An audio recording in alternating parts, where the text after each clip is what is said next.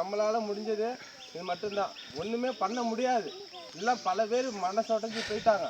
அதனால் நம்மளால் முடிஞ்சது கொஞ்ச நாள் ஒரு 2 செகண்டு மௌனஞ்சலி கண்ணை மூடி அப்படியே மனசில் அம்மா நினச்சிக்கிட்டு 2 செகண்டு மௌனஞ்சலி பண்ணுங்கள். ஒரு சவுண்டு விடக்கூடாது. அவங்களுக்காக அழுவாத குறையா யாருமே அப்படியே ஒரு 2 செகண்டு மௌனஞ்சலி செலுத்துங்க, பிரார்த்தனை பண்ணுங்கள். அப்படியே எத்தனை நேரம் அப்படியே எல்லோரும் கண்ணை மூடுங்க.